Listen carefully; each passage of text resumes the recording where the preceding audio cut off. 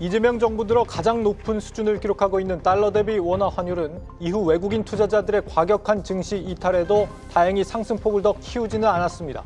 이번 주 한미 양국이 관세 협상 세부 내용에 대한 서명을 완료하면 추가적인 환율 진정도 기대할 수 있을 전망입니다.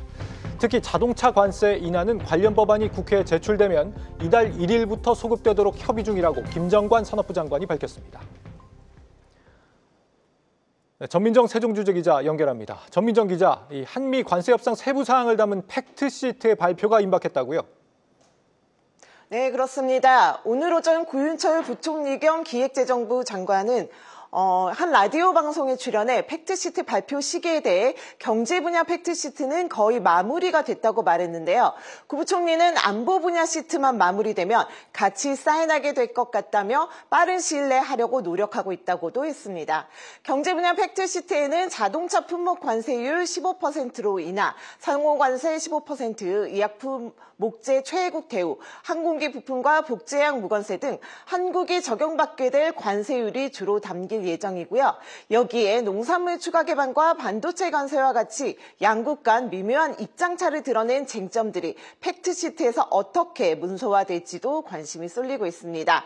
우리 정부는 반도체 분야에서 경쟁국인 대만보다 불리하지 않은 대우를 받기로 약속받았다고 했는데요. 이에 대해서 미국 측과 상당 부분 의견 일치를 이룬 것으로 전해지고 있고요. 또 항공기 부품 등에 대한 무관세 조치의 경우 별도 협의를 통해 한국 측 주장이 수용될 가능성이 높은 상황인데 다만 무관세 시점과 관련해서는 한미 간 합의가 필요한 것으로 알려졌습니다. 안보 분야에선 한국의 국방비 증액과 핵 추진 잠수함, 원자력 협정 개정 등이 포함될 것으로 예상되는데요.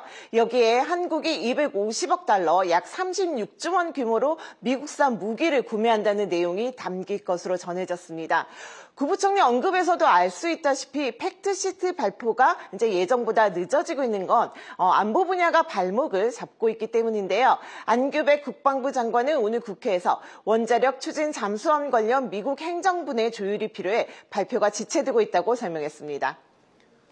네, 팩트시트 조율 이후에 이 자동차 관세가 언제부터 인하되느냐가 관심입니다. 대미투자특별법을 국회에 제출한 날부터 적용이 된다고 했었는데 정부가 이걸 의원 입법 형식으로 추진하기로 했다. 이게 어떤 의미입니까? 네, 먼저 정부는 외화자산 운용 수익 등을 재원으로 대미투자를 하기 위해 국가기금을 조성하는 내용의 대미투자특별법 제정을 추진하고 있는데요. 미국과 약속한 2천억 달러 규모의 대미투자 근거를 마련하기 위해선 이 특별법 제정이 필요하다는 게 정부의 입장입니다. 대미투자특별법은 한미 양국의 합의에 따라 국회에 제출되는 날로부터 자동차 관세 인하 효력이 발생하는데요. 이 때문에 정부는 빠른 법안 처리를 위해 정부 입법이 아닌 의원 입법으로 법안 발의를 추진 중입니다. 법안은 아마 기재부 법안이 될 것 같고요. 정부는 최대한 빨리 MOU에 서명하고 특별법을 통과시켜 자동차 관세 15% 적용 시기를 이달 1일로 소급 발효하도록 하겠다는 방침입니다. 여당도 대미투자특별법을 이달 중 최우선으로 처리하겠다고 예고한 상황인데요. 하지만 대통령실과 여당이 국민의힘이 요구하는 국회 비준 요구에 대해선 이제 국회 동의 대상이 아니다라고 선을 그으면서 여야 입장 차에 따른 논란도 예상됩니다. 지금까지 세종 스튜디오에서 한국경제TV 전민정입니다.